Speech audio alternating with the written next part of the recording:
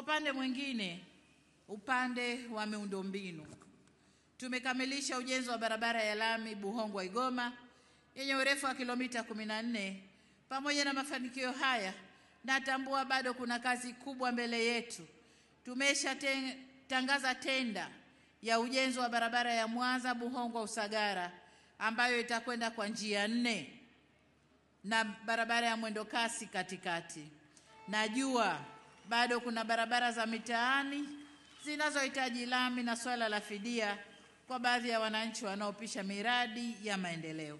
Lakini katika mawilaya mbalimbali pia kuna barabara ambazo tumeshaziweka kwenye ilani ya uchaguzi ambazo tunakwenda kuzijenga kwa kiwango cha lami. Lengo letu ni kuunganisha wilaya zote na makao makuu ya mkoa, lakini na kata na makao makuu ya wilaya zao. Hilo ndilo lengo letu. Sasa tutakwenda kadri Mungu atakavyotuwezesha, kwa sababu miradi ya barabara ni miradi ghali sana. Kilomita 1 ya barabara inatoa vituo 2 vya afya ambavyo vimeshajengwa na vifaa vyote na watumishi. Ndio kilomita 1 ya barabara.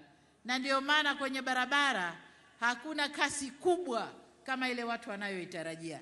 Lakini kwa sababu tumemaliza kadhia za maji, tunakwenda kumalizia umeme, tumemaliza, tutabakiwa na maintenance na kuunganisha kwenye majumba na mataasisi, basi mwelekeo sasa unakwenda kwenye barabara.